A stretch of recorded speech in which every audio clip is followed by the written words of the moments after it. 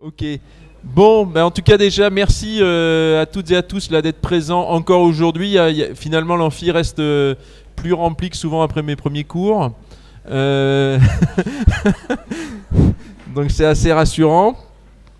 Donc on va essayer de tenir le timing parce qu'il y en a qui doivent repartir loin et donc on va, bien qu'ils aient eu du plaisir à être ici, on va peut-être pas les retenir plus longtemps et donc on va essayer de commencer tout de suite. Alors le premier retour normalement c'est fil rouge dynamique de l'organisation de la recherche dans les établissements, structuration de la recherche, quel scénario? Et donc je ne sais pas qui est le rapporteur. Serge, tu dois savoir qui c'est toi le rapporteur. C'est Isabelle. Ah ben c'est Isabelle et donc normalement le PowerPoint est prêt. Alors attends.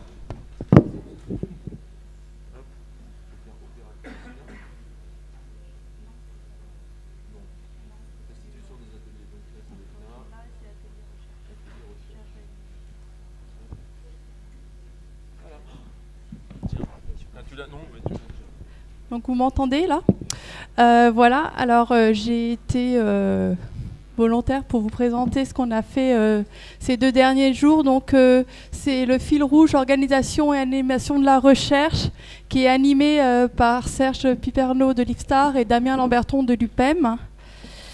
Donc c'est le 3e séminaire dans organisation et animation de la recherche. Et on s'est intéressé à la structuration de la recherche, quelle organisation, quel scénario. On a commencé par faire un petit point en fait de où on en était, qu'est-ce qu'on avait. On avait des rappels en fait sur l'organisation actuelle. On avait des laboratoires, il y avait des départements à l'IFSTAR, mais il y avait aussi d'autres structures, les LABEX, des fédérations de recherche. Donc on a un peu discuté de savoir comment on allait gérer avec tout ça. Et donc hier on a commencé à faire un constat et discussion.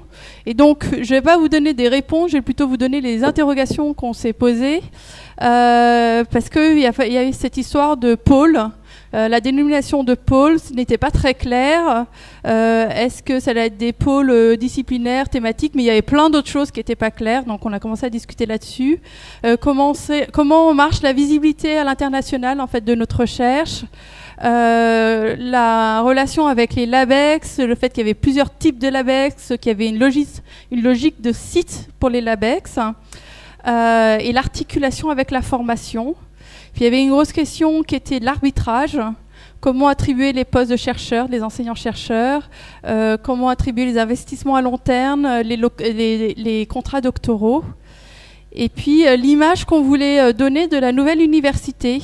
Et en gros, on a commencé par lister comment est-ce qu'on communique actuellement dans les différents établissements. Est-ce que l'IFSTAR, c'est 5 départements, l'UPEM, Gilles hier matin nous a parlé de 5 domaines scientifiques. Les différents. On a essayé de comprendre en fait comment on pourrait gérer tout ça pour la nouvelle université. Et puis après on a regardé différentes donc on a des groupes de travail en fait. Il y a 2 groupes de travail qui vont se mettre en place et donc un des groupes de travail c'est le scénario et on allait travailler sur ça ces 2 jours. L'état initial il est hétérogène et puis on a fallait lister en fait les différentes étapes possibles. Et alors, déjà, qu'est-ce que c'est? Est-ce que étape, scénario, état donc on a un peu discuté tout ça. Et en tout cas, on a vu 4 structurations, on va dire, possibles. Soit des pôles d'affichage, soit des pôles d'animation, genre fédération de recherche, soit des pôles de structuration, ou des pôles qui structurent complètement la recherche, qui sont au cœur de la recherche. Donc, en fait, on est parti avec des graphes et essayer de voir qu'est-ce que ces pôles pouvaient nous faire. Je ne vais pas vous décrire les graphes, mais en gros, on a commencé à lister toutes les questions posées. Donc le pôle affichage, finalement, ce serait l'état 0. C'est juste de dire on change rien à ce qui est actuel, mais on fait juste un affichage pour dire qu'on fait des pôles. Mais bon, du coup, quel est le critère d'arbitrage? Comment est-ce que c'est gouverné? Voilà, il y avait plein de questions qui se posaient et finalement, on fait pas grand-chose par rapport à ce qu'on a actuellement. Donc, on dans les conclusions, on verra que c'était pas forcément très satisfaisant, mais il va peut-être falloir y passer. C'est pour ça qu'on parlait d'étapes, parce que peut-être qu'on va évoluer dans les différents états possibles. Il y avait l'état 1 avec les pôles d'animation du type fédération de recherche, où il y a encore un certain nombre de questions que vous voyez sur la droite qui restent en suspens, où il y a déjà une structuration un peu plus forte que l'étape d'avant, mais qui permet pas encore. Il y a toujours ces problèmes d'arbitrage, choses comme ça. Donc, je détaille pas tout parce que j'ai que 5 minutes, mais on est arrivé en fait à un état 2. Alors, donc, il y a l'état 2, en tout, on en a 4 états, qui serait plutôt un pôle de structuration où les pôles seraient là pour pouvoir donner des avis, pas forcément pour faire des décisions, mais qui pourraient être des intermédiaires entre la direction et puis les entités évaluées. Voilà. Et puis on voit en fait ça se complexifie de plus en plus parce que c'est où se trouvent les labels là-dedans, les LabEx là-dedans, la formation et tout ça. Donc l'état 3, ça serait des pôles qui au contraire seraient au cœur de la structuration en fait de la recherche. Voilà, on n'est pas forcément sûr que ça soit vraiment la bonne solution. En tout cas, globalement, on sentait dans le groupe que l'état 3 était vraiment pas... l'état 1, c'était pas ça, mais l'état 3 non plus, et que on risque de plutôt se resituer entre du 1 et du 2 et à moduler. Du coup, les conclusions d'aujourd'hui, c'est par quel état on passe, à quel état on s'arrête. En tout cas, pas l'état 0 pour 2021. Sûrement difficilement d'aller jusqu'à l'état 3, mais on ne sait pas ce que l'avenir nous réserve. On n'a pas défini comment on définissait les contours des pôles. Donc ça, en tout cas, il y a eu pas mal de discussions. Ce ne serait pas par recherche appliquée ou recherche fondamentale, mais donc il y a un groupe de travail pour justement délimiter ces pôles. On n'a pas, c'est les questions, qu'est-ce que l'entité de recherche ? Finalement, c'est les labos, les départements de l'IFTAR, les labos de l'IFTAR. Il y a les questions d'UMR et de multisites à regarder. Il fallait pas faire des pôles a priori monosites, c'est-à-dire qu'ils soient localisés, mais rester avec cette délocalisation de l'IFTAR qui marche bien. Comment construire sur la base de l'existant, pas tout mettre à plat et tout recommencer, mais quand même avoir les choses qui marchent bien dans l'existant. Et puis la question gestion des moyens, gestion des postes, gestion des investissements.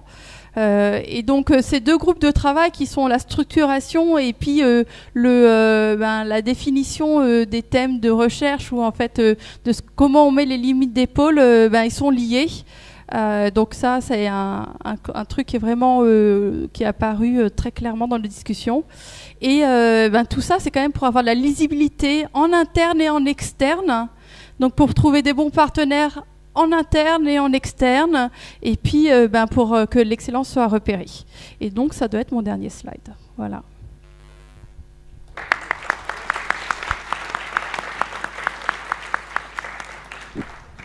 Tu as tenu exactement, donc merci Isabelle pour cette restitution très rapide. Peut-être qu'on a peut-être le temps pour une question. Non, tu veux faire par 4 ? Ouais. Non. Ah oui, on obéit. Bon, par 4, ouais. Non, on fait par 4. Si, tu peux t'asseoir les restes. Bon, donc oui, c'est vrai que c'est par 4, ouais. Donc système d'information, ceux qui n'ont pas... Donc qui ? Ah, c'est Pascal qui n'a pas de...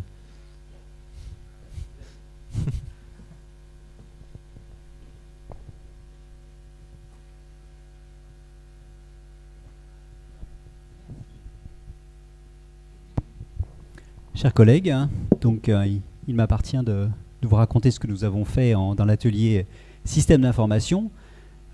C'est pas a priori le sujet le plus sexy, sauf pour les fans, mais c'est celui qui fait tourner nos établissements quand même. Donc on s'est posé des questions et peut-être plus que d'autres ateliers, nous nous sommes projetés dans ce qui allait arriver bientôt. Donc l'objectif de cet atelier, qui était animé par Mourad Benhadj de l'UPEM et Bruno Rougier-Lézier, était de définir quelles étaient les parties du SI que nous pourrions ou que nous devrions mutualiser à plus ou moins brève échéance. Est-ce qu'il y avait des enjeux cruciaux ou pas? Et dans cette mutualisation, bon, on a essayé de définir, enfin, on avait l'ambition de définir des dates, de trouver les acteurs, de peut-être parler coûts et obstacles. Je dois reconnaître que c'était peut-être trop gros pour 3 ateliers, donc on a bien bossé, mais on a avancé dans cette direction, on va dire. Et je crois qu'on a quand même bien réussi à déterminer un certain nombre de choses que nous voulions voir maintenant, et à brève échéance, ne serait-ce que pour progresser plus longtemps.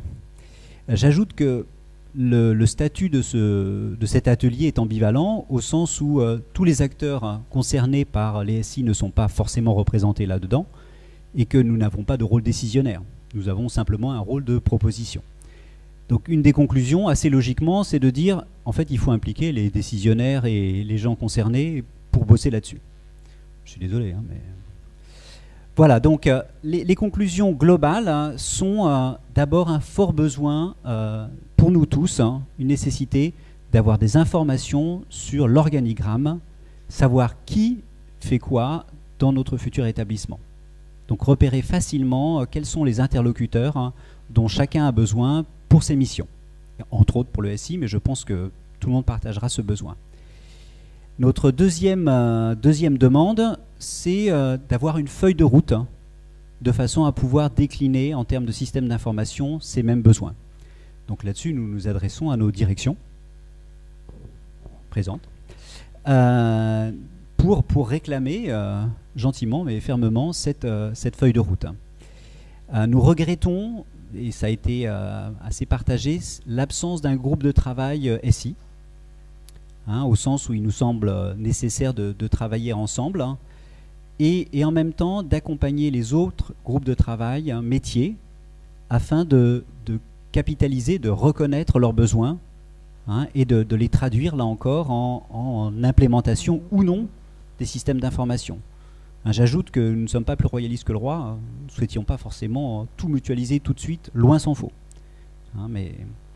Donc nous avons clairement besoin d'identifier ces demandes, et l'approche que nous proposons, c'est de déterminer les usages et les processus. Donc avant même de parler solutions techniques, c'est de comprendre à travers tous nos établissements quelles méthodes nous utilisons pour répondre à tel besoin.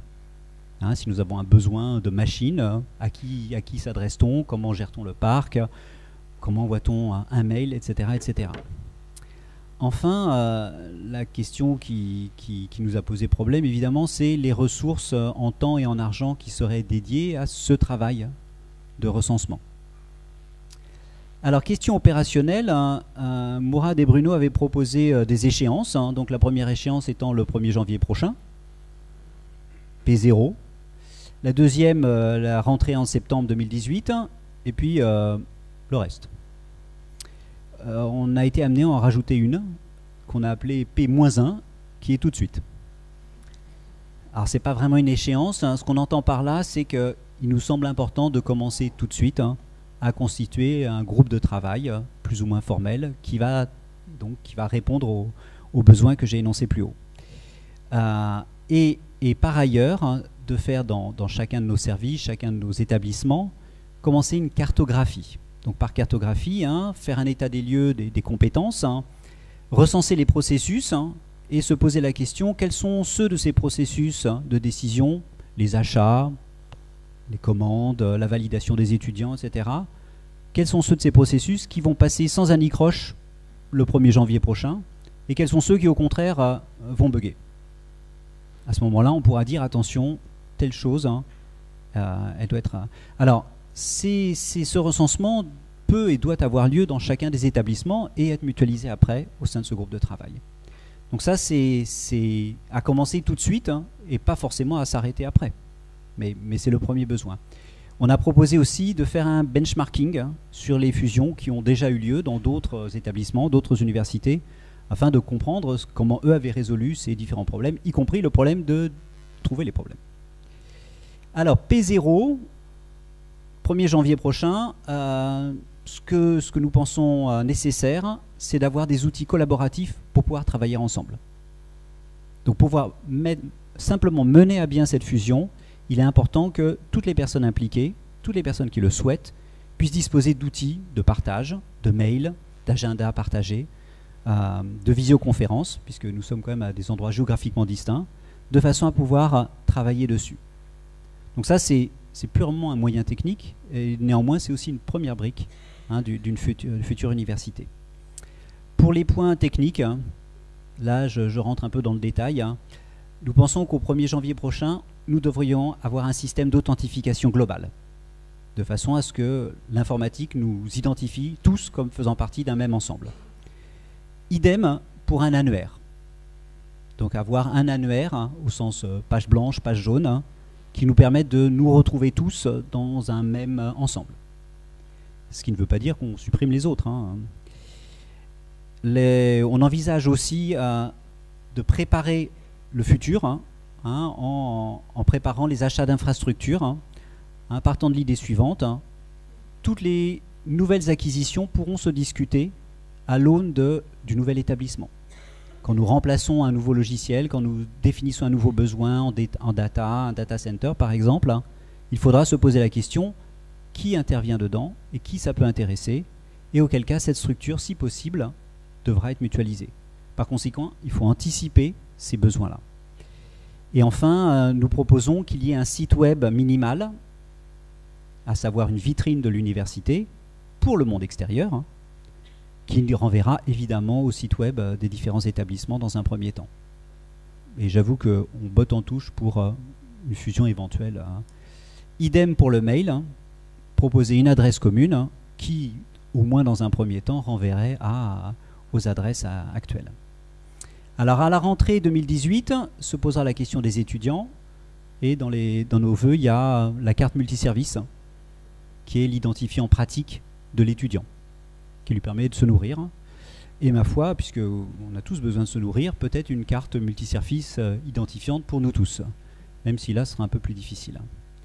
L'autre chose qui nous semble extrêmement utile et pratique, ce sont d'avoir des listes de diffusion, donc de façon à avoir des newsletters ou des espaces de discussion communs, transversaux à tous les établissements. Et pareil, ça va de pair avec l'établissement de cet annuaire, qui est nécessaire non seulement pour identifier les membres des listes, mais pour savoir comment les peupler. Et enfin, à plus long terme, nous avons commencé à réfléchir aux problèmes de sécurité informatique, dont nous estimons qu'il n'y a pas péril en la demeure, puisque nous avons déjà des systèmes de sécurité informatique, mais il serait de bon ton en fait de utiliser la fusion en quelque sorte pour définir ensemble un plan de sécurité informatique et une architecture de sécurité. Idem pour tout ce qui est protection des données. Nous pouvons commencer à travailler d'ores et déjà en collaboration et à terme avoir une politique globale de protection des données. Dernier point, et je m'arrêterai là-dessus, le data center, c'est dans le projet futur, c'est quelque chose qu'il faudra concevoir à long terme, en mutualiser. Je vous remercie.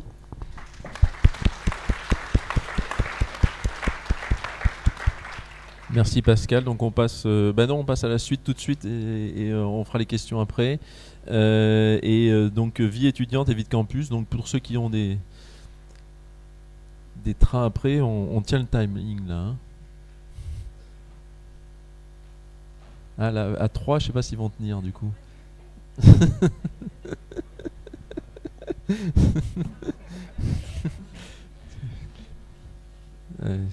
Ouais, c'est pas terrible notre truc là. C'est pas. Ouais, ça fait du sport. Ah, du soutien. Attends.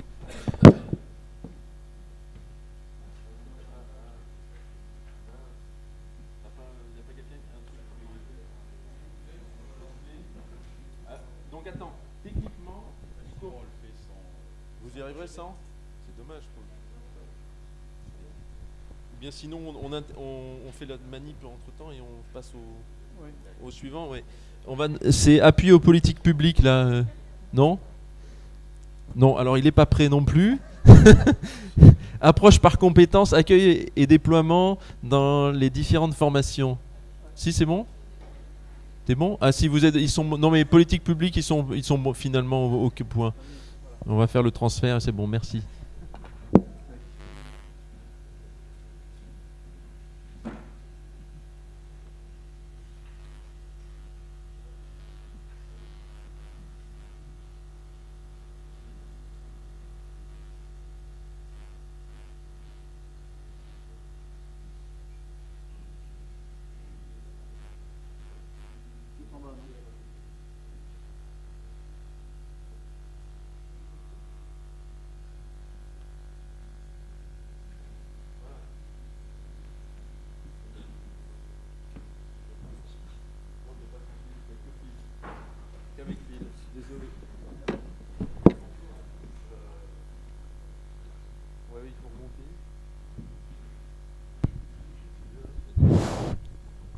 Bonjour, en fait, Monsef Drissiati, je travaille à Livestar.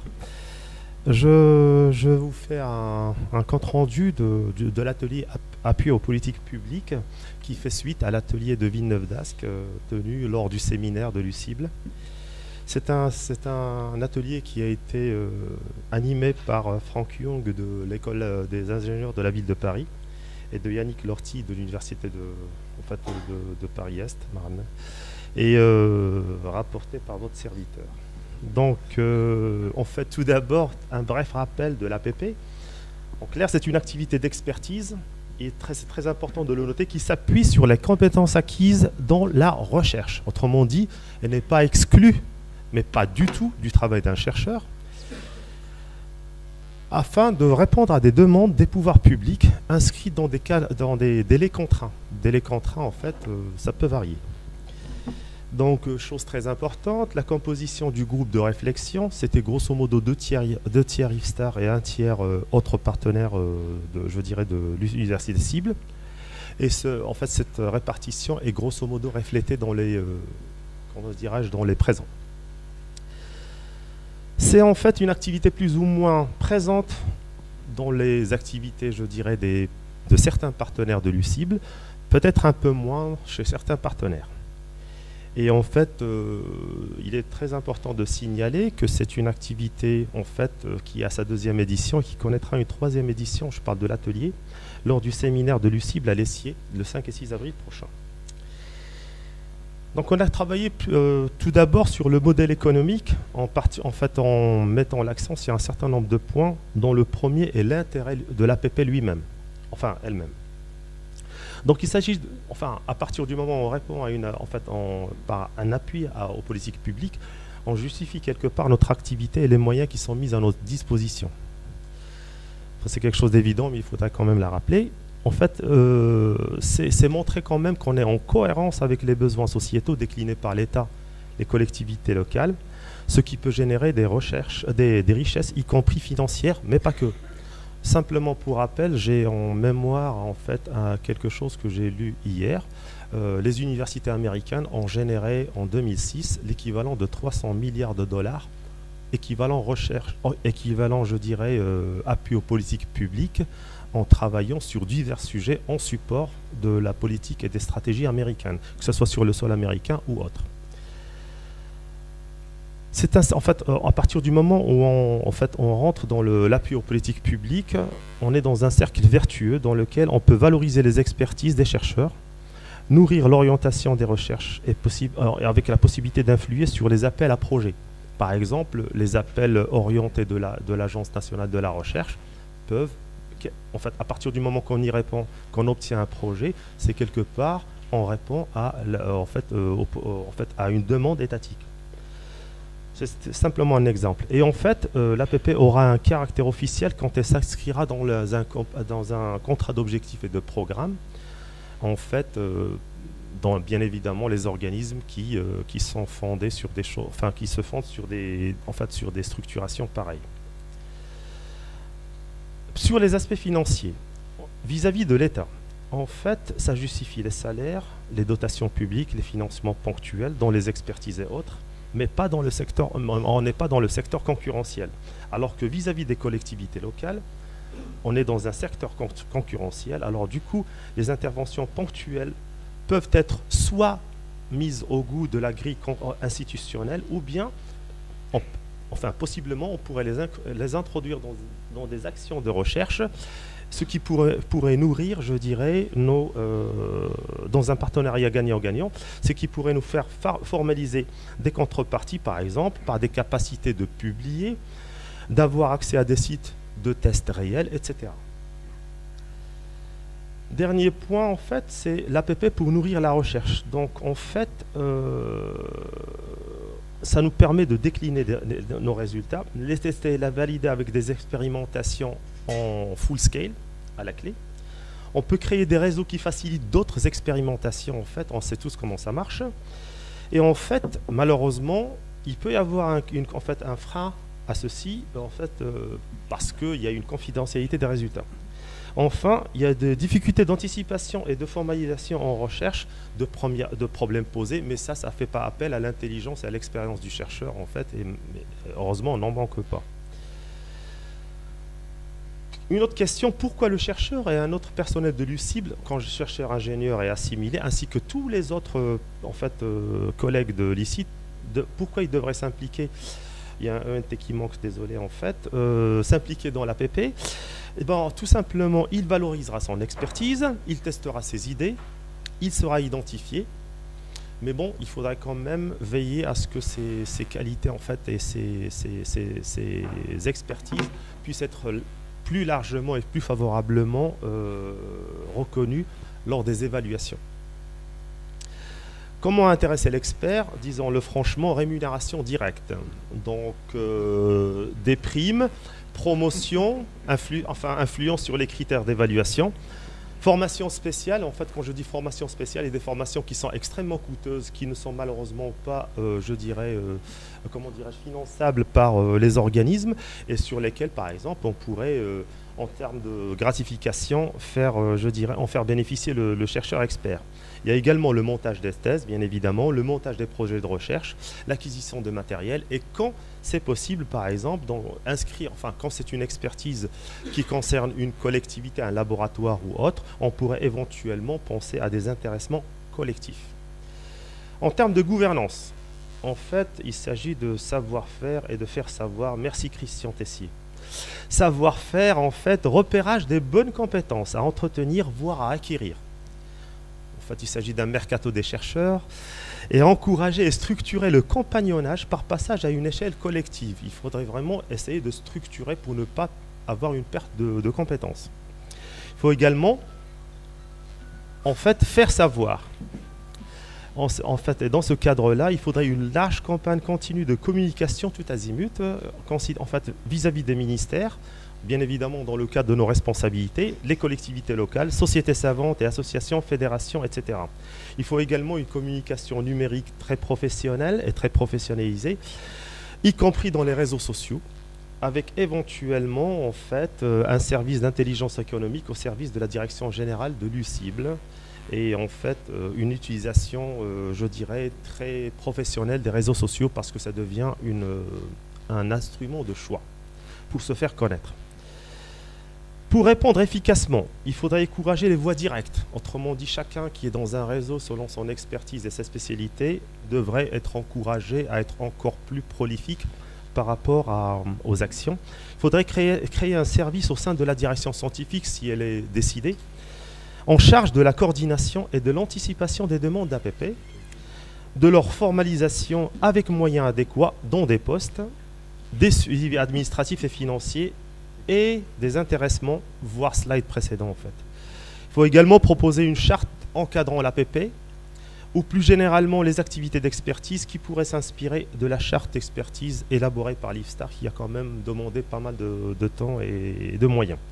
Enfin, il faut maintenir la cartographie des compétences et chose qui est très importante, il faut voir les entrants, les sortants, éventuellement comment faire en sorte d'avoir un éventail, je dirais, très suivi des compétences au sein de l'UCIBL. Ensuite, en fait, la deuxième partie de l'atelier a consisté à voir comment l'APP pourrait être utilisée comme outil pédagogique. Donc, en fait, ça pourrait prendre des outils... vous me dites si je termine, en fait. Donc, voilà, j'ai encore 2 slides. Donc, en fait, ça peut prendre des formes pédagogiques par l'intermédiaire d'un expert, enfin, par suivi d'un expert.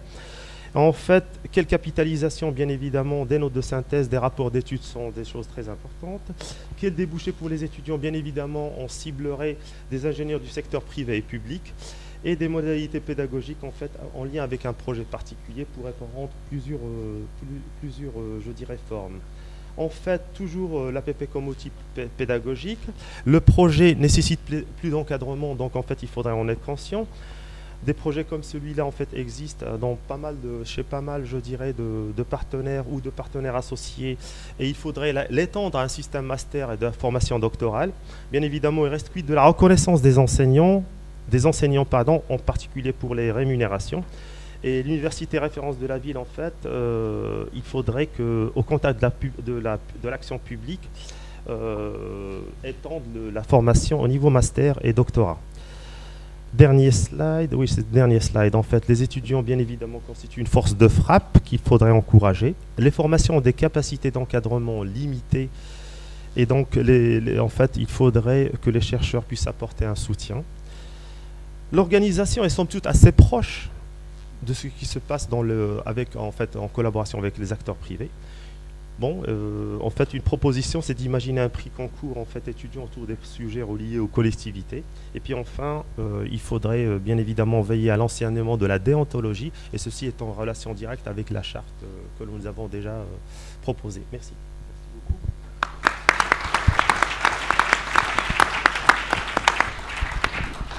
Merci, et finalement le timing est parfait. Merci. Ouais. Et donc, là ce coup-ci, vie étudiante et vie de campus.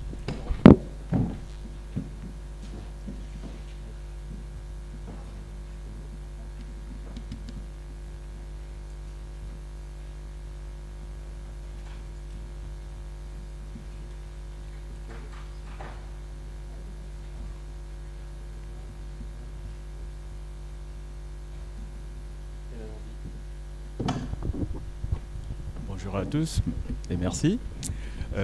Alors, donc, cet atelier, finalement, on a eu, je veux dire, des représentants de l'ensemble des entités.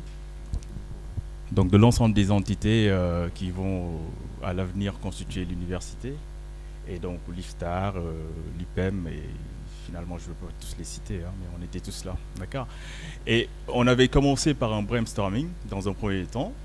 Et puis finalement, après on s'est séparés en 3 groupes. Après ce brainstorming, il y a eu 3 grandes questions qui sont ressorties. D'accord. Donc du coup, on s'est construit en 3 groupes pour finalement essayer de les approfondir.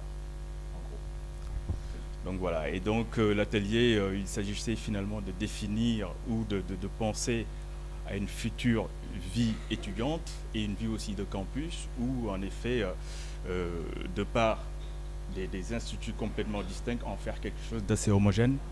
Pardon. Il faut le coller. Complètement. D'accord. Et donc à partir finalement d'entités complètement disjointes, en faire quelque chose finalement qui construira un campus comme à l'image de ce qu'on connaît dans certains endroits. Et en particulier, si je prends par exemple l'exemple de l'INSA de Lyon ou les campus américains. Donc voilà. Alors, donc, les 3 questions qui se sont... D'accord, ok, bah, je vais travailler avec ça. Alors, donc, les 3 questions, finalement, qui sont sorties de ce brainstorming étaient de savoir comment il fallait mettre en place, en fait, un campus multisite, parce que c'est quelque chose d'assez inédit, hein, parce qu'il y a quand même des parties de cette université qui ne sont pas forcément ici, localement, donc il y en a à Nantes, il y en a à Lyon. Donc comment faire pour que toutes ces personnes-là se sentent appartenir à ce campus, à cette université? Et à partir de là aussi, comment mutualiser donc l'ensemble des services, parce que dans chacun des instituts, il y a quand même des choses qui sont faites, et donc comment faire pour les mutualiser, et aussi créer de l'animation, d'accord, donc de l'animation, de la culture, pour que l'étudiant qui est là se sente, voilà, ait envie en fait de rester dans le campus. Alors, donc du coup, je vais passer par la première question. Enfin, si vous me complétez, hein, si... Alors, donc, comment créer un campus multisite? Donc, quelque chose d'assez inédit, hein, qui, il me semble, n'existe pas encore ailleurs. Et est-ce que déjà, dans un premier temps, on veut bien est-ce qu'on veut bien en fait créer ce campus multisite? Parce que est-ce qu'un Nantais a envie finalement d'appartenir à une université dont le centre de gravité se trouverait à Marne-la-Vallée? Bah, enfin, oui. Oui, parce que parce que finalement, c'est quelque chose d'assez inédit. Et puis, je pense qu'on est bien partant pour voir un tout petit peu. Bah, à moins qu'il y ait des collègues nantais qui vont me contredire, n'est-ce pas? Voilà, donc un campus avec plusieurs sites, mais vraiment à des distances assez non négligeables quand même. Et finalement, comment faire aussi pour créer ce sentiment d'appartenance à cette université? Et comment aussi créer un lien entre les différentes, entre les différents établissements, et aussi entre les sites et chaque site avec le territoire environnant. Donc finalement, on a défini des pistes d'action, et finalement, ce qui est ressorti tout le temps, c'est communiquer. Parce qu'il y a plein de choses qui se font partout, mais finalement, ce qui se fait par exemple à l'IFSTAR n'est pas forcément connu par ceux qui sont à l'UPM et vice-versa. Donc du coup, déjà faire savoir ce qui se fait partout. Donc communiquer. Et vous allez voir que ce terme-là va ressortir tout le temps. Donc pourquoi ne pas mettre en place une super équipe vraiment dédiée à l'intersite? Parce qu'il y a quand même tout un travail à approfondir là-dessus. Aussi, un logo, ce qui est tout à fait normal, parce que si je prends l'exemple de l'IFSTAR, où en effet, je veux dire, une fois qu'on a le logo, on peut se mettre en image, en fait, quelque chose qui est là, qui est physique, et ça crée en fait un sentiment d'appartenance. Donc, il faut rapidement, certainement, travailler sur ça. Est-ce qu'il faut le faire via un concours, comme ça se fait habituellement? C'est une question. Aussi mettre aussi en place un calendrier commun et partager des activités et que tout le monde soit au courant. C'est-à-dire que ces activités-là ne soient pas forcément des activités que de l'IFSTAR ou bien que de l'UPM, mais que ça devienne en fait des activités vraiment de l'université et que l'étudiant, qu'il soit d'un institut ou l'autre, puisse finalement se sentir concerné par tout ça. Alors, bien sûr, donc ça, c'est quand même des points qui ont été déjà soulignés par les autres ateliers. Donc, mettre en place des plateformes, un site internet, une application unique pour l'ensemble des sites, accessibles depuis l'extérieur. Et aussi, mettre aussi en place des vidéos de présentation. Parce que dans un premier temps, pour savoir ce qui se passe, par exemple à l'IFSTAR, on n'a pas forcément besoin d'y venir physiquement, mais qu'on mette en place des vidéos explicatives. Et bien sûr, qui dit Nantais, parce que il va falloir quand même expliquer à un Nantais qui travaille à l'IFSTAR de Nantes qu'il ne fait pas partie, ou même, tiens, je vais prendre l'université de Lille, l'IFSTAR de Lille, qui sont déjà dans un campus, d'accord, qui appartient à une université, expliquer aux gens que, en fait, non, on ne fait pas partie de cette université, mais on fait partie d'une université qui est là-bas à Marne-la-Vallée, etc. Donc ça, c'est assez complexe.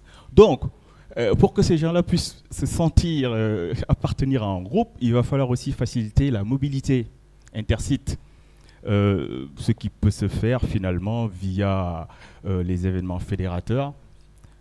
Donc, par exemple, la répétition de cet événement-là, peut-être annuel, ou aussi faciliter aussi le logement, parce que quand on vient ici, il faut qu'on ait la possibilité de nous loger facilement, ou quand vous venez à Nantes aussi, parce que, comme vous le savez, le site de Nantes est presque au milieu de nulle part. Enfin, pas vraiment, mais presque. Et avoir des hôtels autour ou avoir des logements où on pourra accueillir les gens, serait peut-être pas mal. Et puis, certainement faciliter aussi le mouvement des étudiants en termes de stage, d'emploi, etc. Donc, vous avez autre chose à rajouter là-dessus? Ok. Alors, aussi mutualiser, en fait, finalement, ce qui existe déjà et ce qui se fait dans les différentes entités. Et donc, ceci revient à quel service mutualiser et par quoi commencer. Donc, la santé, déjà, parce que pour les étudiants, ils ont besoin d'un... Je veux dire, ça c'est évident pour les étudiants, parce que prendre rendez-vous chez un médecin, ça va déjà leur coûter de l'argent. On sait qu'ils sont pas... n'ont pas assez de sous. et puis la restauration, le logement, mettre aussi en place un service des associations communs, d'accord, etc. Bon, pareil. Donc pour les pistes d'action, donc Wi-Fi, ça on l'avait déjà dit tout à l'heure, une carte commune d'accès aux équipements, donc pareil à tout le monde, ouverture des équipements à l'extérieur, et sauf que là il faut aussi un modèle économique qui reste à étudier. Et aussi mettre en place des outils de gestion des espaces et outils collaboratifs. Donc, par exemple, les salles. Et dans un premier temps, donc, recenser déjà ce que chacun peut proposer et mettre en place un espace officiel commun à l'ensemble des composantes de ce campus. Et pour l'animation culturelle, donc là c'est le troisième volet sur lequel on avait discuté. Donc beaucoup d'événements dans les établissements, mais dont tout le monde n'est pas forcément au courant. Donc on va passer des dynamiques des établissements à une dynamique campus. D'accord. Et pour les plans d'action, donc comment faire pour y arriver? Donc communiquer encore, et communiquer les agendas, mettre en place des listes de diffusion. Mettre aussi en place des événements d'intégration, donc qui peut se faire finalement en début d'année, en présentant l'ensemble des associations.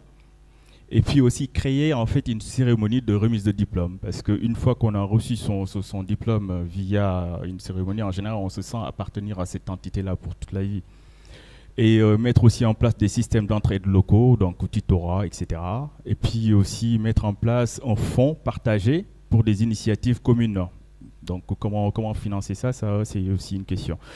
Et souvent aussi uniformiser la demi-journée de livres, parce que des fois ça peut être le mercredi après-midi pour une école et puis le jeudi après-midi pour une autre école. Donc faire de telle sorte que tous les étudiants puissent avoir cette demi-journée de livres pour faire des activités ensemble.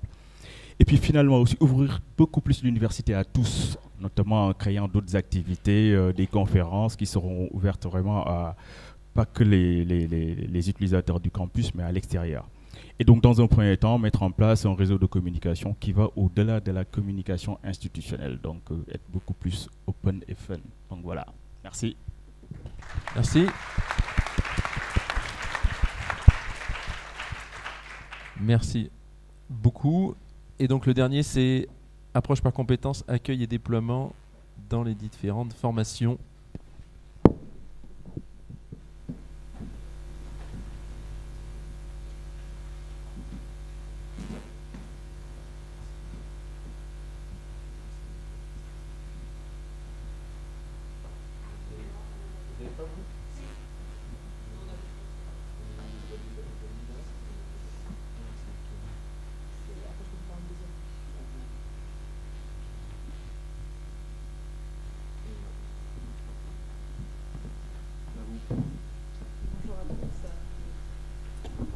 Ça va aller mieux.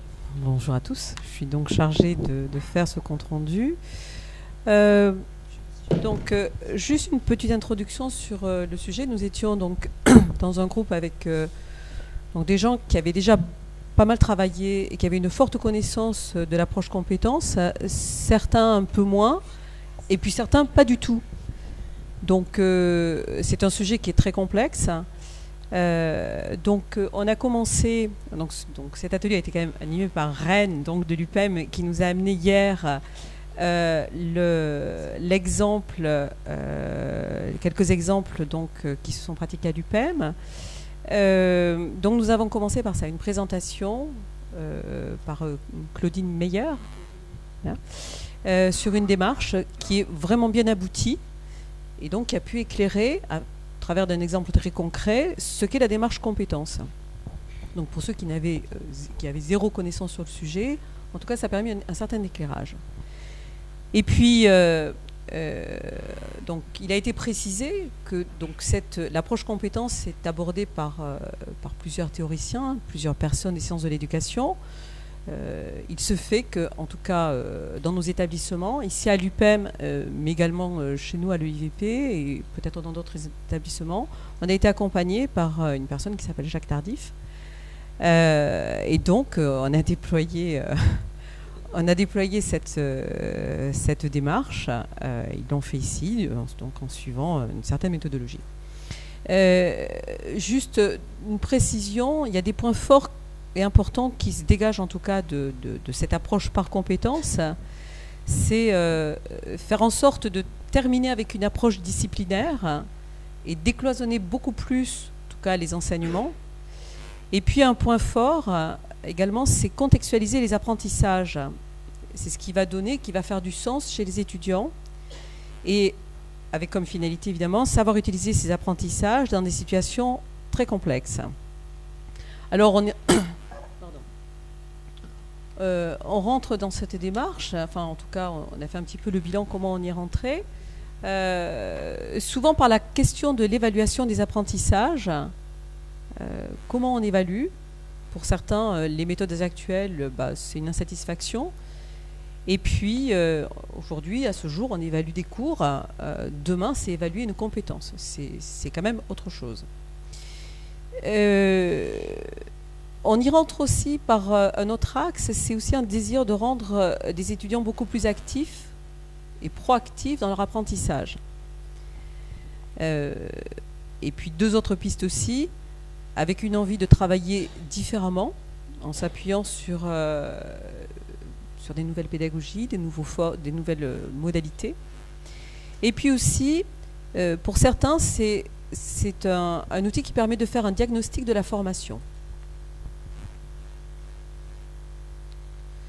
Donc, comment nous avons travaillé aujourd'hui? Donc, on s'est posé la question, on a mis plein de post-it dans tous les murs, et puis on a essayé de faire des regroupements. Et il est ressorti en fait 4 thèmes majeurs.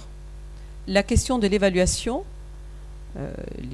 donc de ces compétences, la mise en place, les moyens et les acteurs, les objectifs de l'approche par compétences et les finalités, et la durabilité, l'internationalisation, la régulation. On ne pouvait pas traiter évidemment les 4 thèmes, donc on a focalisé notre attention, notre travail sur la question numéro 2, donc sur les acteurs. Donc on s'est répartis par groupe. Alors je ne vais pas... on va aller à quelque chose de plus synthétique. Hein. On a fait une carte, on a essayé de s'interroger. Alors, moi, en tout cas, notre groupe, on n'a pas beaucoup d'éléments de réponse à vous apporter, mais par contre, on a un certain nombre de questions.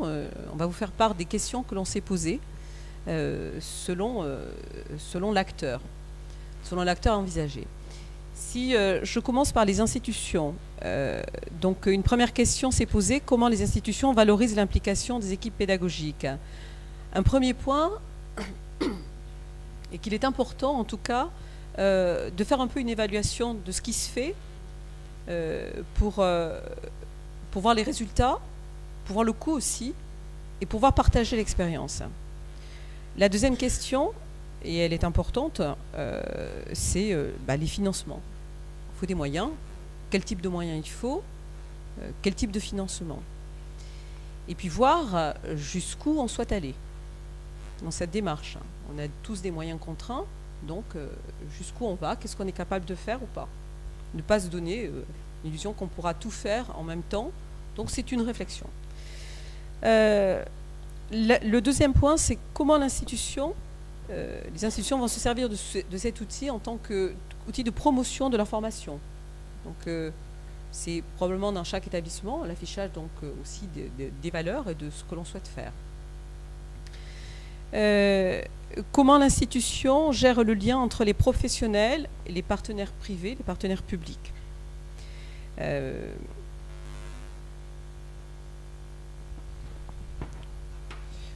Comment l'institution va aussi gérer le recrutement des enseignants-chercheurs. Comment? Ce qui est une vaste question, c'est-à-dire est-ce qu'effectivement, au moment du recrutement des enseignants-chercheurs, si on veut déployer nos formations dans une approche par compétences, est-ce qu'on pourrait éventuellement introduire un ou deux critères en fait pour avoir un recrutement de qualité, on va dire. Voilà. C'est une vraie question à qui sera répondue, j'espère. Voilà. Qu'est-ce qu'on veut? Et c'est une question forte, en tout cas, sur le métier de l'enseignant. Qu'est-ce qu'on veut comme type de changement? Oui, il faut que je parle plus vite? D'accord. Donc, je vais aller beaucoup plus vite. Alors, une question importante, je vais avoir un début beaucoup plus rapide. Donc, la question de la conduite du changement. Ce type de projet, en fait, nous ramène à une introspection, en tout cas, de nos formations. Donc, ça peut poser des freins. En tout cas, ça peut poser des questions fortes. Pour envisager une réussite, il faut absolument conduire ce changement. Donc voilà, les pistes de réflexion sont posées. Qui, comment l'organiser? Bon, sur les institutions, je crois qu'on a dit à peu près l'essentiel. Sur la partie enseignant, se pose la question de la formation et de l'accompagnement aux nouvelles méthodes d'évaluation. Mettre aussi en place des interfaces de dialogue entre les enseignants et les employeurs et proposer aussi des situations des situations beaucoup plus proactives. Penser l'accompagnement des étudiants en équipe. Qu'est-ce qu'on a d'autre ? Transformer le métier de l'enseignant, accompagner l'enseignant, qu'il y ait de plus en plus aussi de réunions pédagogiques, mais pas des réunions pédagogiques dans lesquelles chacun arrive en tant qu'individu, voilà, et pose sa réflexion. Il faut que ces réunions soient beaucoup plus accompagnées et peut-être réfléchir à un mode managérial peut-être nouveau, en tout cas dans le métier de l'enseignant, pour pouvoir promouvoir ce type d'approche par compétences et ces nouvelles modalités pédagogiques. Voilà. Très rapidement, les étudiants. Voilà. Donc, la nécessité, évidemment, l'étudiant est partie prenante de cette approche, la nécessité de lui expliquer la démarche. N'oublions pas qu'il vient quand même d'un système qui jusqu'à aujourd'hui, en tout cas, n'est pas dans l'approche compétence. Il va peut-être le devenir, mais en tout cas, à ce jour, il ne l'est pas encore. Impliquer aussi les étudiants dans cette réflexion et dans l'élaboration d'un référentiel de compétences, peut-être le plus tôt possible, en tout cas, plus on le fait adhérer, monsieur, et peut-être se poser la question à quel moment doit-il rentrer dans cette réflexion. Du côté étudiant, la nécessité aussi et le besoin de rédiger un projet professionnel. La question de l'accompagnement de l'étudiant, et c'est assez lié avec le métier de l'enseignant. L'enseignant ne fait pas que transmettre, il devient un accompagnateur. Ça sous-tend derrière l'idée aussi de coaching. Et puis je crois, Reine, que j'ai fait le tour, en tout cas des éléments importants que l'on avait dit. Et en fait, voilà, dans notre groupe de travail, en fait, on s'est focalisé effectivement sur les problématiques qui ressortaient, parce que comme nous étions d'établissements différents, on n'avait pas tous une même compréhension de l'approche compétence. Il fallait déjà arriver à affiner effectivement cette compréhension-là, et pour la suite, en fait, que les gens puissent se positionner sur les différentes problématiques, et éventuellement qu'il y ait des groupes de travail qui vont peut-être naître, mais c'est une fois qu'on aura effectivement mis à plat toutes les problématiques qui sont ressorties de l'atelier. En tout cas, il y avait quand même un certain nombre de personnes autour de la table qui, d'abord, font très peu d'enseignement, et elles ont été très très intéressées. En tout cas, elles ont soulevé des questions très pertinentes et qui nous font avancer sur le sujet. Merci.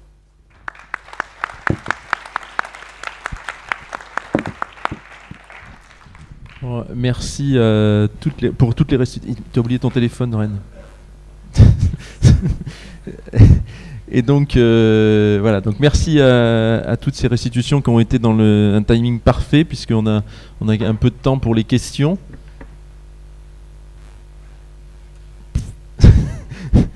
C'est comme hier matin. Ah. Vas-y. Ouais. 2019, des abonnements électroniques notamment. Donc il y a des aspects que les services documentaires doivent voir, mais des aspects très techniques d'adresse IP, etc. Oui, effectivement, il y a toute cette dimension-là. Quelle périodique on pourra avoir au 1er janvier 2019 ? C'est pas très simple. Oui. Enfin, je pense que si on continue à payer de façon séparée nos abonnements, ils seront contents. En revanche, arriver à négocier globalement un tarif peut-être plus avantageux, là, c'est là où il va y avoir du boulot.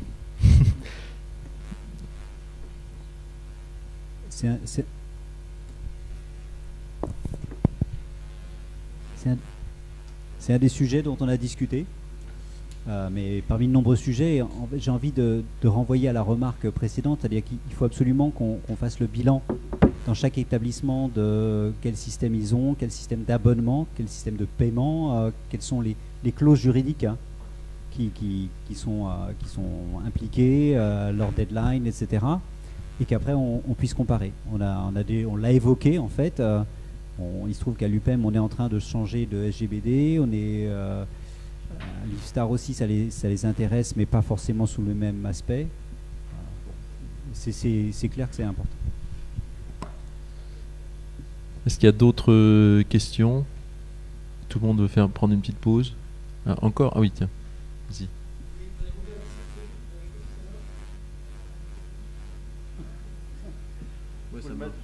Mets-le là ? Non.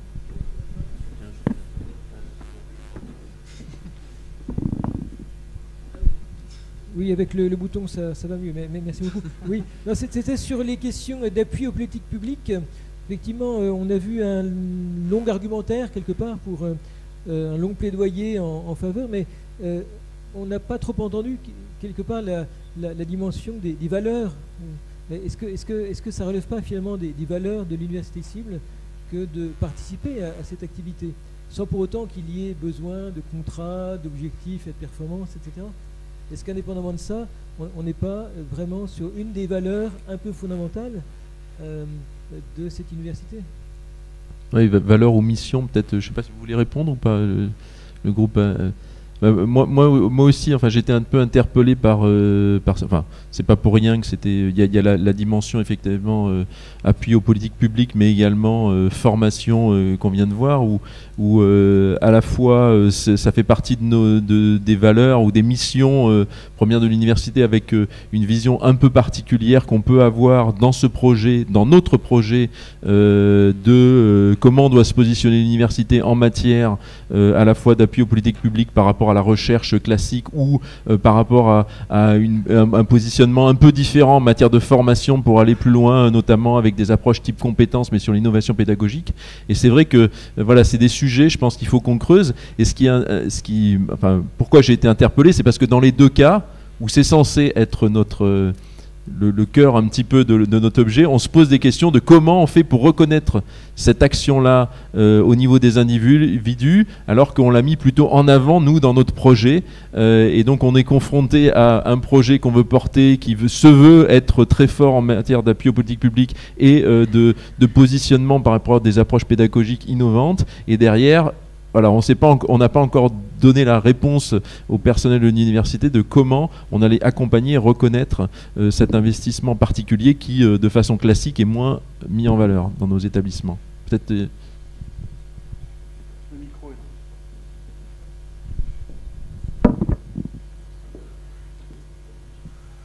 Je vais dans votre sens, en fait, et s'il y a quelque chose qui pourrait, je dirais, motiver encore plus les troupes, c'est une déclaration du président de la République et du gouvernement qui met en avant, en fait, la formation durant toute je dirais, la carrière du citoyen, et qui va mettre, bien évidemment, le focus sur une formation standard, mais également et surtout sur des formations spécialisées, sur du transfert, etc. Choses sur lesquelles on serait vraiment très, comment dirais-je, très inspiré de développer. On va essayer alors. Je promets rien. Est-ce qu'il y a encore une question? Vous voulez tous prendre une petite pause de 5 minutes? Bon, on va essayer de commencer à moins le quart là, pour essayer d'avoir fini à écart. En tout cas les présentations. Donc Sophie, c'est bon? Donc la première institution, donc c'est le lien avec les alumni. Alors, question qui nous était posée. Comment créer les liens avec les alumni par composante pour l'université? Alors, pour faire passer, c'est comme ça. Ouais. Notre groupe était composé, un peu comme ce qui a été dit précédemment, par des gens qui eux-mêmes animaient des réseaux et par des gens qui ne connaissaient rien au réseau, d'anciens. Et la question qui a été posée, c'est déjà qu'est-ce qu'on a? Quel est l'état des lieux? On a constaté, autour de la table, il y avait des gens de l'université, enfin des établissements, bien sûr, de tous les établissements. Il y avait un établissement qui n'avait aucune association, me semble-t-il. C'est alors, on appelle dans la définition déjà composante, ici, on sort de l'université Paris-Esmer-de-la-Vallée. La notion de composante, c'est l'un des 6 établissements qui arrive dans l'UCIBL, pour pas déjà qu'on parte sur une mauvaise définition de composante. Donc, au sein des 6 composantes qui sont appelées à rejoindre l'université cible, il y en a une qui, a priori, n'a pas d'association d'anciens, c'est l'IFSTAR. Parmi les 5 autres, on a vu qu'il y avait des diversités très importantes de périmètres, de services proposés, de périmètres, de services proposés et de dynamique, c'est-à-dire il y a des associations qui vivotent assez faiblement et d'autres qui sont très dynamiques et qui sont motrices. Ensuite, sur la question, est-ce qu'il faut une politique de lien avec les alumni par composante et pour l'université cible? Par composante, ça existe déjà. Et donc la question, c'est pour l'université cible, on s'est dit oui, absolument, il en faut une. Il faut une structure d'appui au réseau d'anciens à l'échelle de l'UCible. Ensuite, il ne faut pas que cette structure qui serait créée à l'échelle de l'université cible vienne rentrer en concurrence avec celles qui existent déjà, les associations existantes. Donc il faut absolument capitaliser sur celles qui existent, qui préexistent, conserver et favoriser leur dynamique, leurs usages, les services qu'elles apportent déjà, considérer l'ensemble avec une grande souplesse, ne pas avoir des définitions hyper rigides de ça c'est des alumni, ça c'en est pas, etc. Et imaginer qu'avec cette souplesse, on va pouvoir évoluer sur le long terme. Alors, c'est poser la question de la définition. Qu'est-ce qu'un alumni ou pas? Et on a très vite dit, bah oui, mais on va parler des anciens. On va pas parler que des alumni, parce qu'alumni, on s'est dit que ça faisait quand même très diplômé. Et on a une question qui se pose, c'est qu'on a un établissement non diplômant, à nouveau, qui est l'IFSTAR. Donc ça pose un problème. Alors du coup, l'IFSTAR, il va pas être dedans. Bah non, ça peut pas aller. Donc on s'est dit, alumni, ça va être les diplômés, et anciens, ça va être les diplômés des composantes, donc les 6 établissements en question. Est-ce qu'on se cantonne à diplômés? On s'est dit, bah pas forcément. Mais ça, c'est à discuter. Donc, il y aura un groupe de travail qui devra plancher sur la question. Est-ce qu'on peut aussi considérer que les gens qui rentrent dedans, c'est des gens qui ont suivi des formations au sein de ces composantes, et donc de l'UCible, avec une acquisition de CTS, par exemple, de crédit européen. Ensuite, pareil pour les stagiaires, qui sont passés dans les établissements pour se former, doctorants, stagiaires, plus ou moins longtemps, ils passent dans les composantes. Est-ce qu'ils font partie ou pas? Donc il faut voir ça avec beaucoup d'ouverture.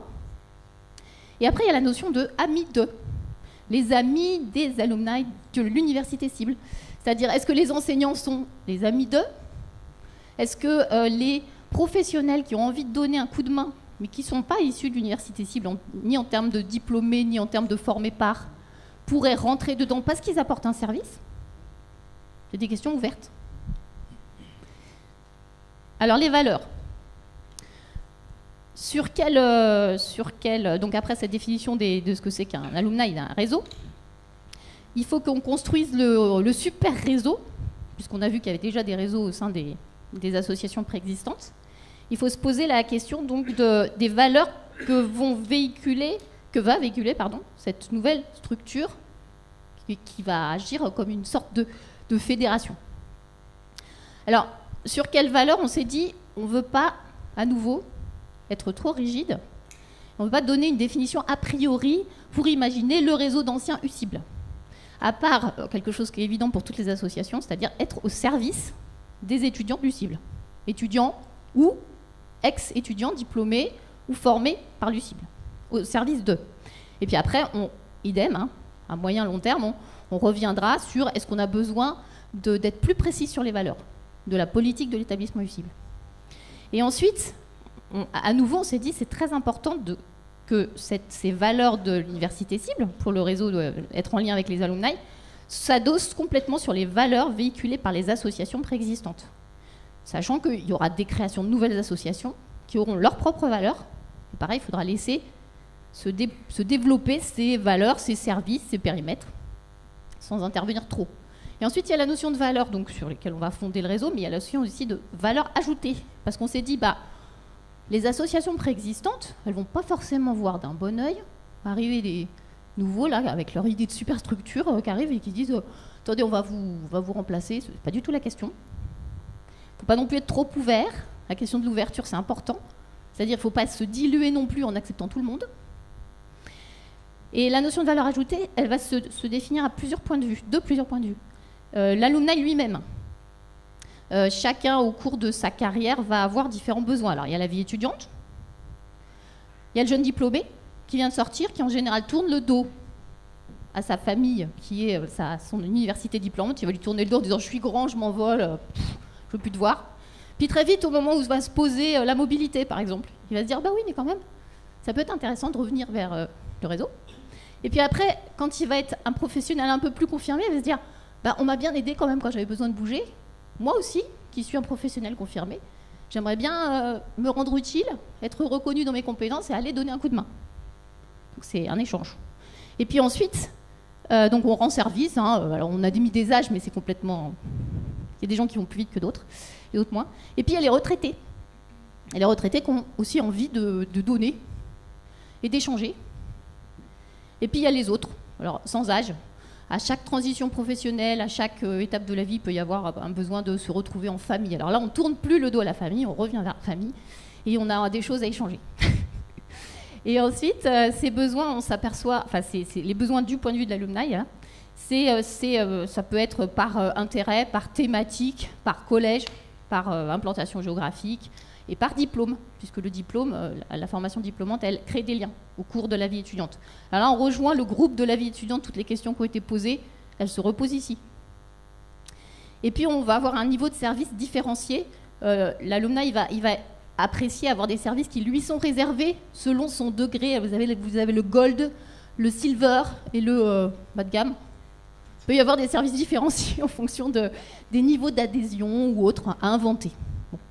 Ensuite, il y a la valeur ajoutée pour l'établissement, pour l'UCIBL, et les composantes qui sont dedans, donc les 6 établissements fusionnés. Alors il y a des enjeux forts de se servir de ce réseau d'anciens pour accroître la visibilité, la notoriété, l'impact, la notion de taille critique vis-à-vis de l'international, par exemple, mais pas que, et des milieux professionnels différents, la reconnaissance et puis évidemment le développement. Mais pas que l'argent.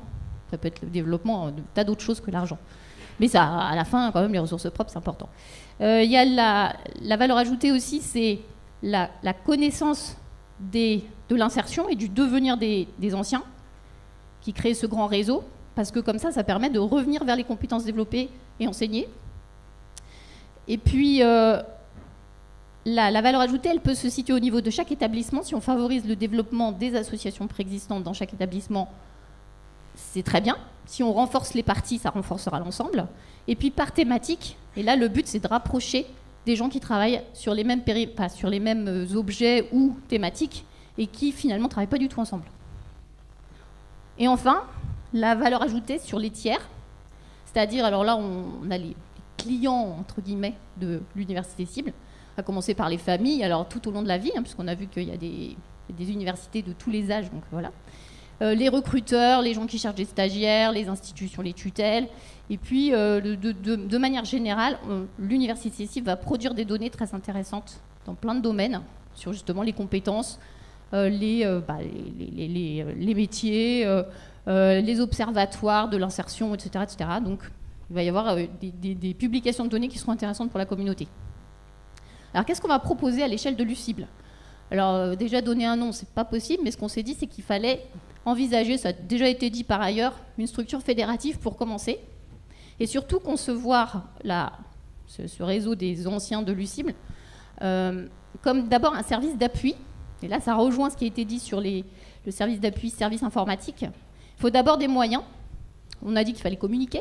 Donc, cette structure d'appui, elle doit être dotée de moyens en ressources humaines et SI, avec des petits fonds de type dotation qui permettent d'aider les structures existantes pour qu'elles grandissent, se développent, les nouvelles, et le tout. Et communiquer, ça demande une mutualisation et ça demande des services informatiques partagés. Donc il faudra inventer des règles de fonctionnement et de partage, avec la prééminence, par exemple, pour les institutions existantes qu'elles diffusent d'abord et puis peut-être après dans le réseau général. Et puis il faut inventer une plateforme numérique, une sorte de hub avec des microservices, une boîte à outils qui soit utilisable à merci par les différentes associations préexistantes. Il faut un truc souple, évolutif, avec une vraie valeur ajoutée, construite avec les associations préexistantes et surtout pas sans elles, évidemment. Ça, c'est tout. C'est la conclusion. Voilà. Donc, l'UCIBL, ça va être un établissement original, avec une gouvernance originale.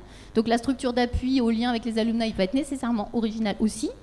Il faut l'initier dès le départ, donc on va vous faire signer un papier à la sortie avec une petite cotisation pour que tout de suite vous fassiez partie du réseau des anciens de l'UCIBL, que vous deveniez membre immédiatement, parce qu'il faut tout de suite, puisqu'il faut initialement, dès le départ, dès maintenant, avoir un sentiment d'appartenance, s'inscrire dans le long terme, en respectant l'existant.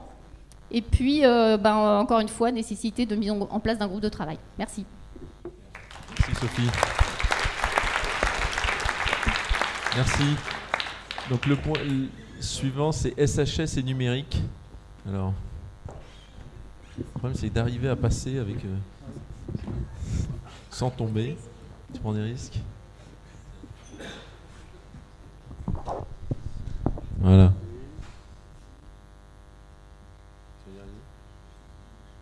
C'est ouvert normalement.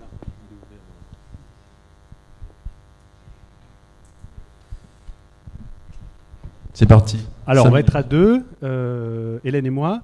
D'abord, on était une vingtaine, assez paritaire, avec une bonne représentation de l'IFSTAR, une bonne représentation du PEM et une parité femmes-hommes assez bien respectée. Voilà. Premier atelier, il y avait une brochette UPEM et une brochette IFSTAR, stricte. Voilà. Et donc après, on a essayé de mixer. Voilà, c'est peut-être le truc le plus important qu'on a fait. Non, après, le deuxième truc important qu'on a fait, c'est de décider que le titre de l'atelier n'allait pas du tout.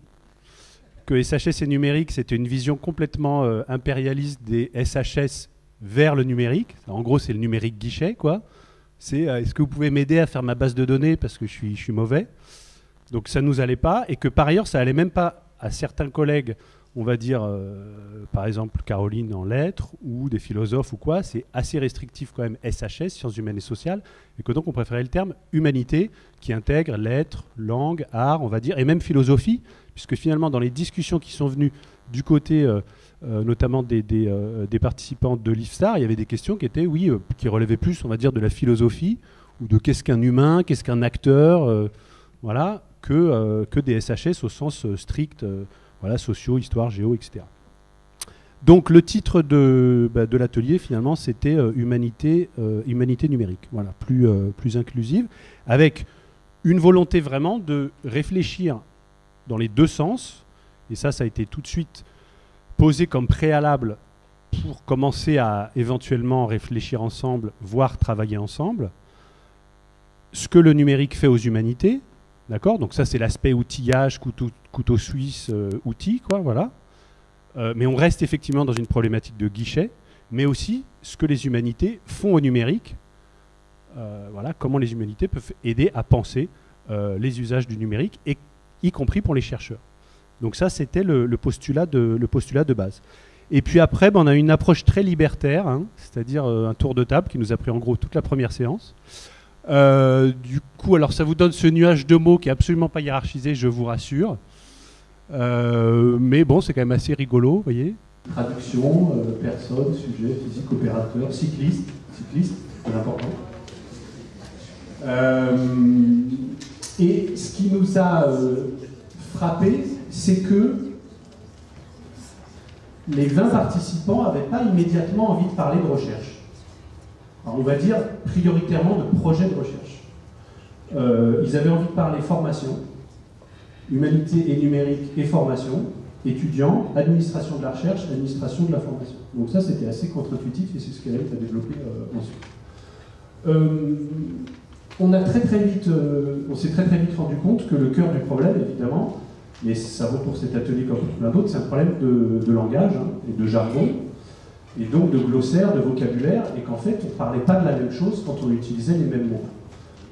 Et que donc, quand, par exemple, on parle d'opérateurs, cyclistes, piétons, conducteurs, les sciences humaines et sociales vont plutôt parler d'acteurs, de sujets, que les gens qui font de la modélisation des modes de conduite en milieu urbain ou en milieu rural, c'est moi, vont plutôt chercher effectivement de la modélisation et donc des invariants, alors que les sciences humaines et sociales vont plutôt chercher des variables de type socio-culturel, sociopolitique, historico-politique, et que donc, a priori on ne peut pas se comprendre avant de s'être écouté.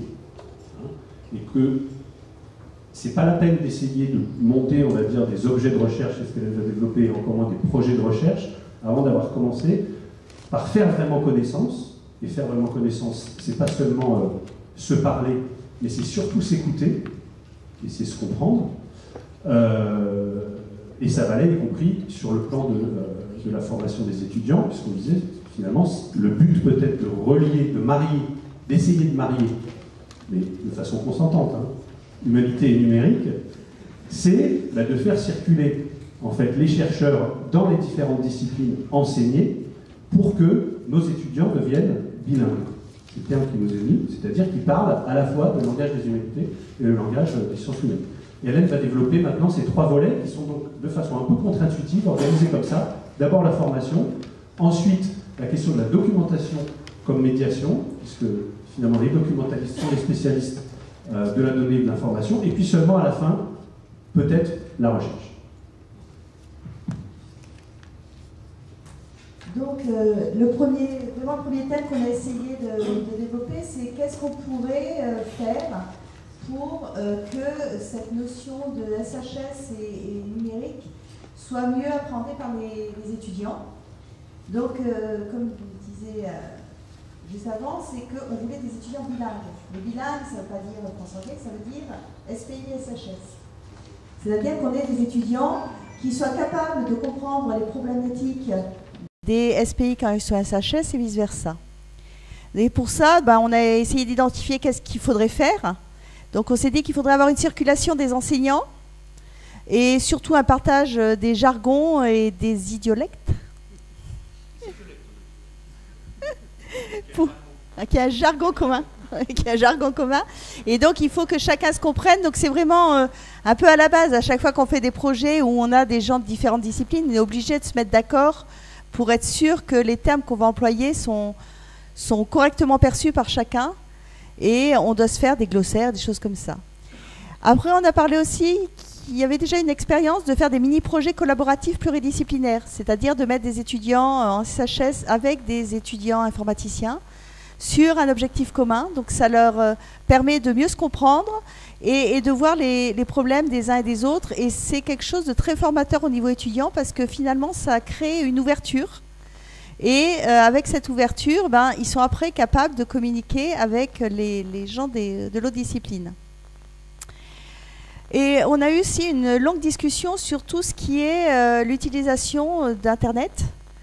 Et finalement, on s'est dit qu'il fallait apprendre, souvent on leur apprend aux étudiants à trouver les données, à chercher des informations sur Internet, mais il faut aussi leur apprendre à qualifier les données, à savoir avoir un esprit critique, pour ne pas prendre pour argent comptant tout ce qui est écrit, pour bien réfléchir à les sources, elles sont fiables, pas fiables, et d'utiliser le web intelligemment pour trouver des informations et, de l'autre côté, savoir bien présenter leurs informations sur le web pour pouvoir être bien compris par les autres qui vont les utiliser ailleurs. Donc ça, c'est le premier thème sur la formation. Le deuxième, c'était sur la documentation. On a beaucoup parlé de comment arriver à faire communiquer les gens de différentes disciplines. Et il est arrivé assez intuitivement à se dire, mais c'est ce que font déjà les services de documentation, puisqu'ils travaillent avec des gens de différentes disciplines. Ils ont des outils. Donc ils peuvent aider les gens à bien décrire, à indexer. Donc ils ont toute une palette de compétences et ils ont cette expérience de communiquer avec différents chercheurs de différentes disciplines. Donc ça peut être un appui indéniable pour nous aider à nous comprendre entre nous. Et donc il faudrait que ces professionnels de l'information soient intégrés dans les parcours de formation et aussi dans les parcours de recherche, que ce ne soit pas des gens qu'on va chercher uniquement parce qu'on a besoin, mais qu'on les intègre dès le départ des projets pour utiliser leurs compétences.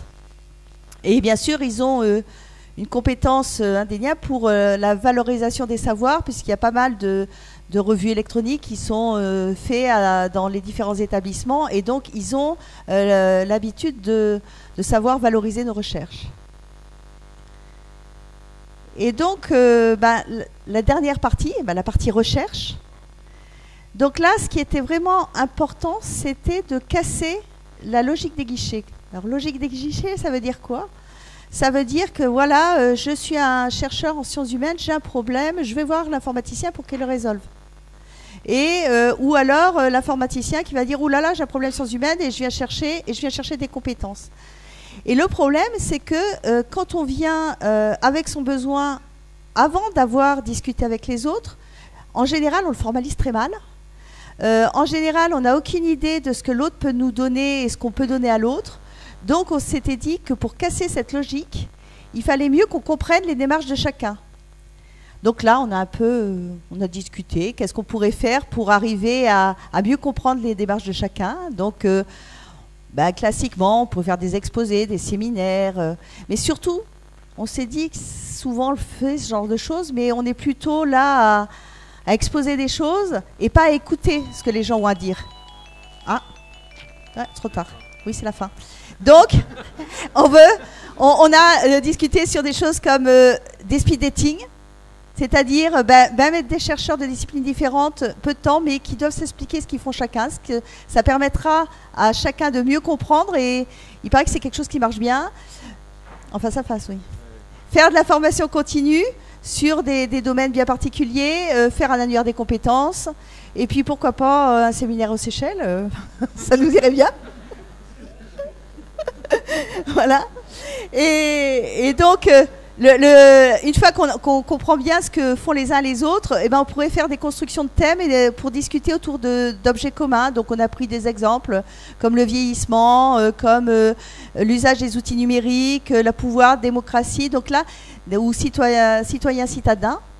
Et comme par hasard, la vie et le transport, pour nous, c'est pas franchement des objets. On n'a pas identifié, c'est trop large. Si on veut pouvoir vraiment communiquer, il faut trouver des choses beaucoup plus fouillées et où chacun a des choses à dire, et que finalement la ville, le transport, c'est trop large, et pour nous, c'est pas vraiment des objets. Et donc, en termes de projets transversaux et collaboratifs, oui, on pourrait penser faire ça, mais on s'est dit que on se connaît pas encore assez. Donc, tant qu'on n'aura pas fait les 2 premières démarches, on pourra pas le faire. Et peut-être, par contre, qu'on peut commencer à réfléchir sur des recherches communes hors projet, encadrer des thèses en commun, faire des choses qui soient plus axées sur les disciplines de chacun. Merci.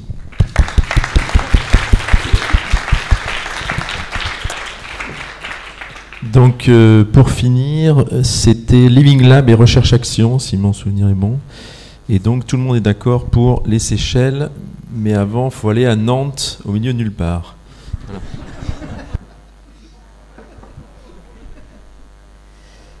Et moi, je vais vous présenter le compte-rendu d'un atelier qui a été animé par Frédéric Bourquem, et où nous avons fait 3 séances à salle comble. Donc nous avons commencé par nous intéresser à la définition de ce que c'était qu'un Living Lab, et puis également de ce que c'était que la recherche-action. Donc on a fini par aboutir à la fin de la première séance à ce schéma qui définit en fait la notion de système as a lab, qu'on peut décliner soit de façon virtuelle en tant que virtual lab, ou alors dans le cadre de Living Lab, dans lequel on a une implication des personnes et des acteurs, ou également de Factory Lab, donc c'est ce système-là appliqué à l'usine. Et donc ça consiste en quoi? Ça consiste à développer des nouveautés, donc des innovations, mais qui sont cette fois testées non pas en laboratoire avec un cycle où je développe mon innovation dans le laboratoire, je vais la tester sur le terrain et je cycle comme ça avec des allers-retours, mais en l'occurrence je fais directement l'innovation sur son terrain d'application, donc dans son environnement avec ses paramètres, et du coup je raccourcis le cycle de développement. Du coup c'est ce que je dénommerai la recherche-action, où là le développement se fait dans son environnement, où il y a également une autre notion qu'on a définie qui est la recherche-action participative, dans laquelle les acteurs de terrain, donc les populations pour lesquelles on développe ces innovations, rentrent dans le cycle d'innovation et interagissent avec le chercheur qui les développe.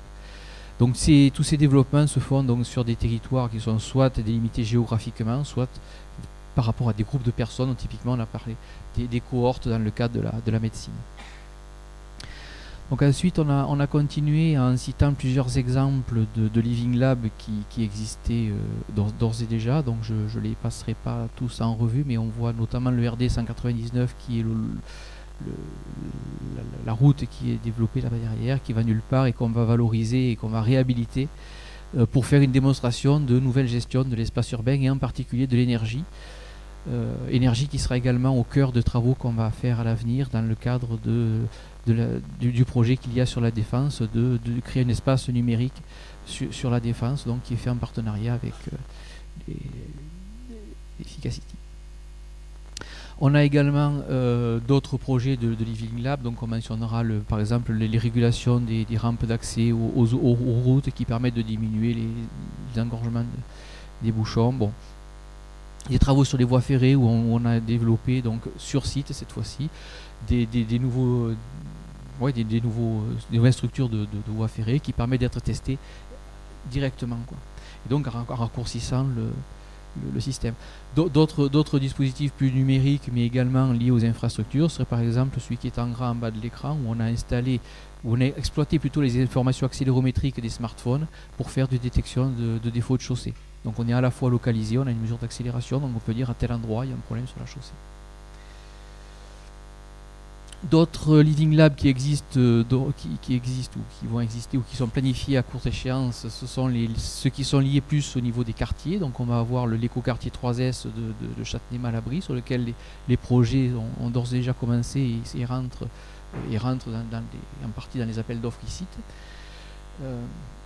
On a des projets qui existent également au niveau de l'environnement avec pareil l'utilisation des smartphones pour faire des cartographies de bruit. Et on a eu également donc un autre type de Living Lab qui est celui qui est marqué en bas, qui est dénommé Brinov, qui est plus issu non pas d'une recherche mais d'une activité associative. Où c'est carrément une association qui s'est montée au niveau d'un village de la Brie pour aller démarcher des chercheurs pour faire des Living Labs au niveau de cette communauté. Et puis donc on a des Living Labs en préparation, donc au niveau des TIGA, au niveau de Marseille. Au niveau de Singapour, donc pour dire qu'on n'a pas non seulement une action au niveau de Marne-la-Vallée et UPEM localisée à Marne-la-Vallée, mais également une action internationale avec des Living Labs auxquels on collabore et notamment celui-ci qui est à Singapour. On peut également mentionner des trains de véhicules autonomes qui sont des projets franco-allemands dans lesquels on a contribué par le passé. Au niveau des retours d'exploitation maintenant de ces Living Labs, eh bien, il faut tout d'abord constater que ces Living Labs n'ont un intérêt réel que s'ils s'inscrivent dans la durée et notamment qu'on est capable de capitaliser les informations qu'on y a acquis.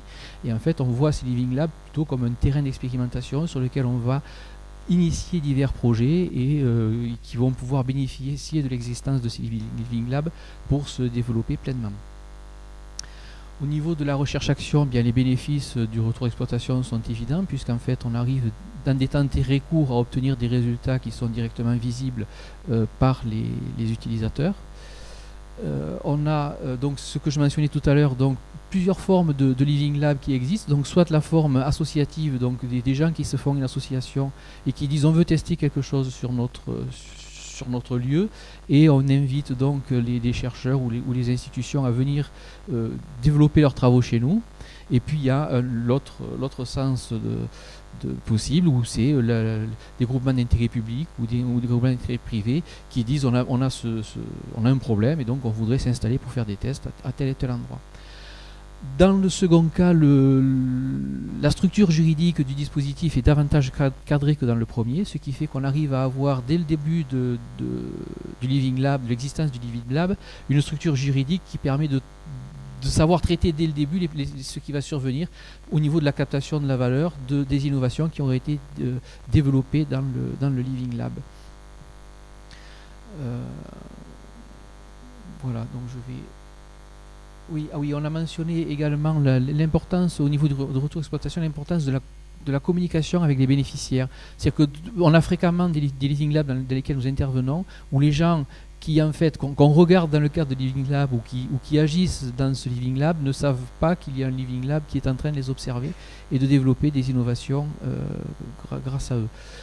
Et donc il y a des actions de communication à faire avec eux. Donc on parlait de diffusion par voie postale ou d'organisation d'événements qui démontrent qu'à tel endroit on fait telle expérimentation. Oui, un autre point important au niveau des retours d'exploitation, c'est la gestion des données, c'est-à-dire tout le flot de données et d'informations qu'on va recueillir avec ces Living Labs. Il faut non seulement avoir le cadre juridique pour les gérer, mais également avoir toute la structure informatique, administrative, matérielle qui permettent de garantir la pérennité de ces données à long terme. Au niveau des enjeux des Living Labs, donc on a des enjeux à l'international en termes d'image et de positionnement. On a des enjeux de recherche de nouveaux partenaires, capitalisation d'expérience. De la contribution à la formation des étudiants, donc effectivement on peut les faire interagir dans un Living Lab et les aider à se former. Et donc voilà, des enjeux de retour citoyen. Et oui, on a parlé également de faire attention aux langages qui peuvent être clivants, notamment l'utilisation du franglais qui permet d'avoir plus de difficultés encore à faire admettre un Living Lab par les personnes. Voilà, en termes de stratégie, donc on a parlé de l'intérêt de l'UCIB donc pour promouvoir ces Living Labs. Alors le troisième, c'est l'étude des Living Labs, puisqu'on a plusieurs Living Labs qu'on abrite et on peut étudier le fonctionnement de ces Living Labs en nous-mêmes. Et donc je termine par le dernier point qui est l'intérêt des Living Labs, en fait, est assez directement lié à notre capacité de capitalisation. Voilà, je vous remercie.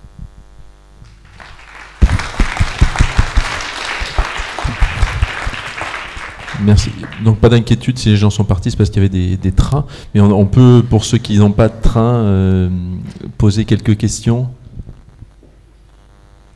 Une question. Moi j'avais une question, alors du coup sur les anciens là, sur la question des doctorants à l'IFSTAR. Aujourd'hui vous n'avez pas de suivi de vos doctorants, les doctorants qui sont passés par l'IFSTAR en tant qu'anciens? Ah oui, parce que quand même. Donc il n'y avait pas les bonnes personnes en fait dans ce groupe de travail.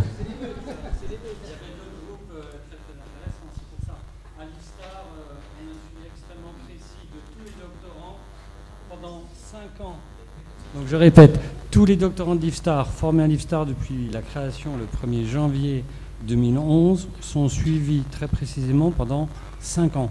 Aujourd'hui, donc il y en a des docteurs 2012 à 2017, 507. Au niveau du suivi du devenir, avec leur autorisation, il en manque 14. Ça veut dire que les autres, on connaît leur vie, leur œuvre pendant 5 ans. Bon, je suis rassuré alors. Ouais. Non. Ouais. Ouais, qui est une question complémentaire.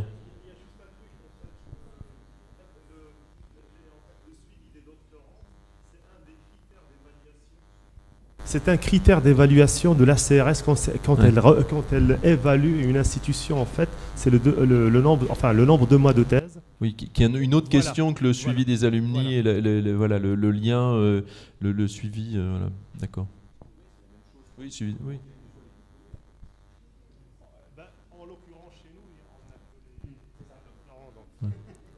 Oui, mais vous ne les diplômez pas, c'est là où il y a la différence. Mais enfin, bon. Après, on peut refaire l'atelier, mais il y a peut-être d'autres questions. Enfin, une autre question. Non, Frédéric, tu n'as pas une question? Parce que là, tu es resté, tu n'as pas parlé, là. J'ai pas de micro.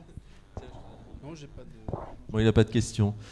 Bon, bah écoutez, on va s'arrêter là parce que ça a quand même été deux journées assez riches et je vois que pas mal d'entre vous sont fatigués. J'en ai vu quelques-uns qui dormaient là-bas derrière.